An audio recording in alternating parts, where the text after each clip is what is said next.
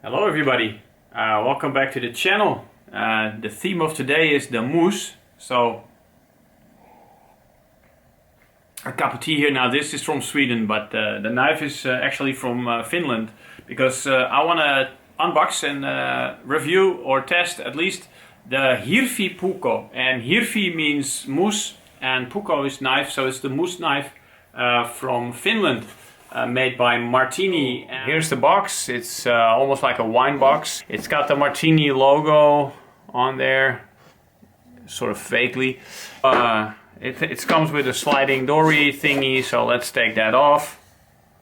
And alright, so it comes with a sort of like a little card with some information. 2 languages, English and Finnish.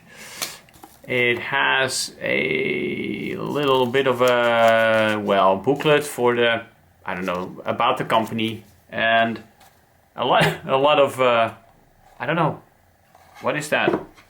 Oh, this is gonna be messy. Okay, I just gonna take it out like this. It's okay. Oh. Okay, I'm gonna put that back. Alright, so it's a little bit of a mess, but you know. Okay, so let's have a look at the knife. We start with the sheath. It has this beautiful fish taily thingy at the end, which is very traditional for Finnish sheaths. And here is the moose. Yeah, beautiful.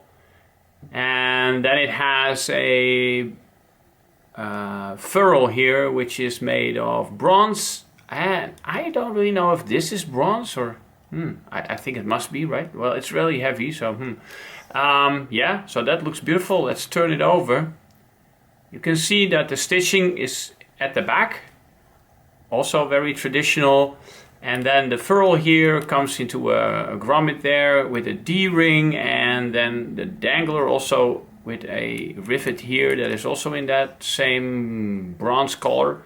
And the dangler is nice and generous, and on one side it also has the Marttiini logo. Oh, well, yeah, you get the point. And so the knife is really nice and deep in the sheath. I mean, you can barely see the pommel, yeah, oh, barely, but the pommel sticks out. The rest of the handle is completely in the sheath, yeah. The sheath has a plastic insert. Yeah, so the knife actually goes into a sheath here, a plastic insert inside. Stitching is black also, so you don't see it very well, but it's there. Really nice done. Alright, so let's take it out. And it's probably, yeah, the retention is pretty good, so it goes in. Ooh, here it is. So look at that. Isn't that a beautiful knife? And there's the moose head. So let's see how that would be like so. Yep. And then let's go turn around a little bit. And the other side. Yeah, it's nice, right? Okay, so we have the blade. It is 11 centimeters long, which is about 4.3 inches. It is 2 centimeters high.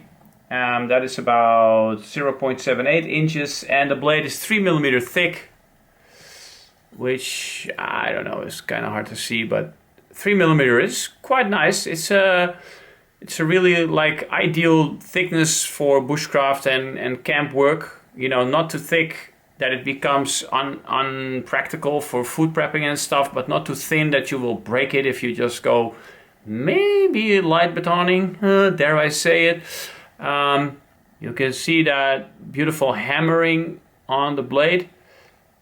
Really nice, gives it a nice rustic and classic look in my opinion. There is the name Marttiini and Finland also engraved there on the blade. Very fine. On the other side is just the hammering. And it's got a nice long shallow grind, so it should be really nice for carving. The handle is made of birch, and it has a finger guardy thingy there, and it's also heat treated with something so that probably gives it this color. And it also helps with waterproofing a little bit. So, and that black finish, of course, helps a little bit with rust proofing because it's 80 chrome Fe2 steel, which is, of course, a very tough carbon steel, also used in their army knives. So, I mean, the steel has proven itself, but it is prone to rusting, so you have to keep that in mind. And the pommel there, now I have extra large hands, and when I grab the knife, I really do have plenty of room. Plenty of room. You can see that I can move up on the blade a little bit, and I got plenty of room for that handle to be comfortable. It's really nice and thick. I'll put it next to a few other blades just for comparison. I will do that next, and then we can go to some cutting and carving. All right. Yep, that is better. Okay, so here they are side by side. You can see in terms of the handle, it's very similar to the Nordic Knife Design handle. I mean, yeah, also a little bit in shape, but anyway, it's that kind of handle, so it's very decent. In terms of the blade, it is, very similar, especially if you look at the cutting edge, because the Mora, of course, has no ricasso, but it is in that range. It's well balanced. I thought it would be very weird with a very heavy pommel.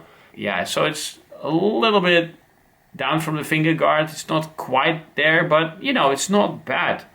So it's a really good knife, well balanced, and it looks great. Okay, so maybe we should get to some cutting. I also I'm going to be using the Mora number 2, and this is not for comparison, so I'm not saying I want to see which one is the best or blah blah blah. This is more for reference. I mean, both would be carving nice and would be good to use, but this is a $170 knife. I paid $170 for it. It is a $200 knife in the store. If you buy it in Finland, for instance, there on their website, but I got it with a little bit of a discount. So let's start with the carrot. I mean, nothing fancy, but just to see if you would be able to cut it. Yeah, I mean it's not bad. Okay, definitely. Okay, it's getting more splitty. Oh, this one is actually not that bad either. Okay, I would say it can do it. It doesn't feel really that it splits. It's okay. It carves. Let's see how this cuts a tomato. I'm just gonna put it on the and just go and see if I can do. Wow, I mean that is really not bad. I'm gonna see if I can. Ooh, yeah, that's really thin, but now it's falling. Okay, look at that. I mean, that is thin.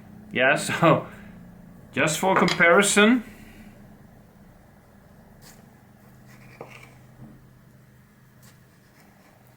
Yeah, okay. Yeah, okay. So similar. This one is just sharper. That's for sure. Some tougher stuff. Oh, that goes really smooth. Yeah, not bad at all. Wow. Mora. Yeah, does it well as well. Just not as sharp. Apple. And I'm not talking about the computer.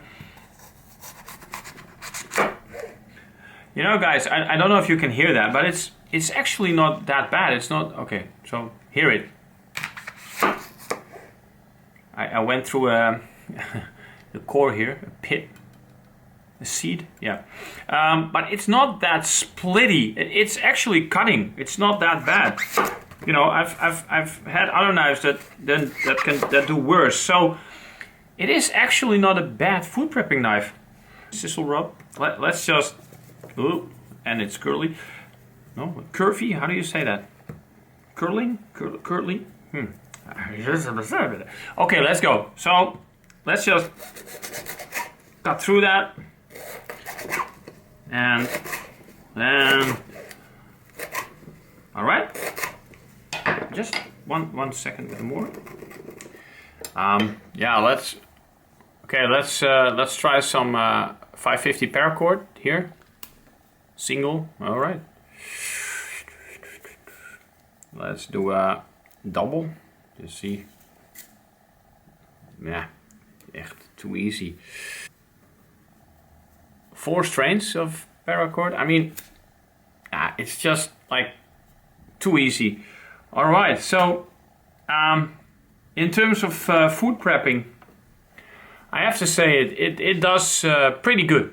Pretty good. I mean, is it a kitchen knife? No, but can it handle food and rope and utility kind of stuff? Yeah, it can do pretty decent actually. So I'm very impressed so far. But now let's get to some serious work, and of course that is like feather sticking and fire steel use and a little bit of whittling to see what it can do with wood. All right.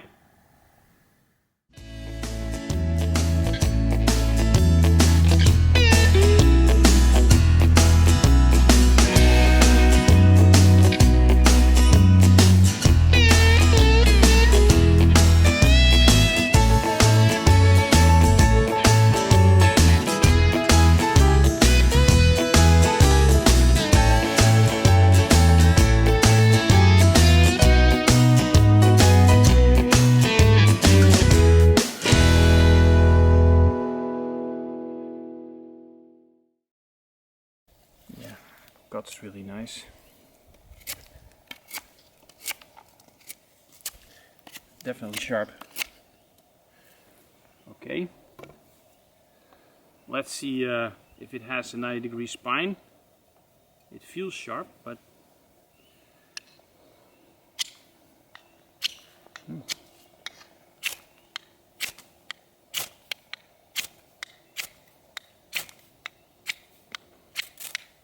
okay. It throws sparks.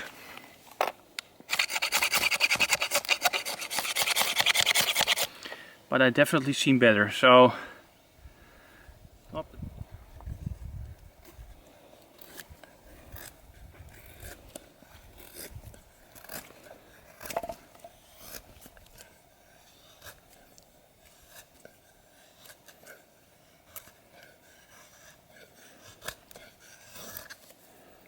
yeah, you can make some curls if you like, if you can do this properly. Again, not the best feather sticks, but okay. I mean, it can make it. The final test, which I'm not really sure about, is to see if it can baton a little bit. So let's not go too big. It's a stick tang. I don't want to break it.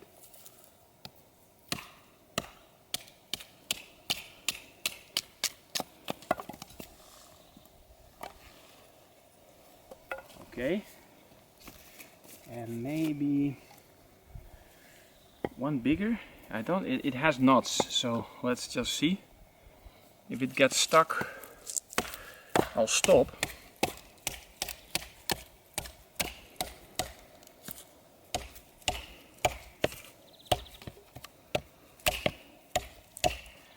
Yeah, it's going into a knot, so I'll stop here.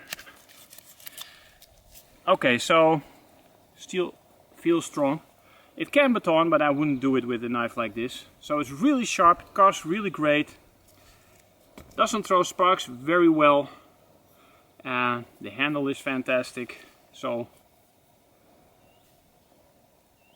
really nice knife. Okay, thanks for watching and see you next time.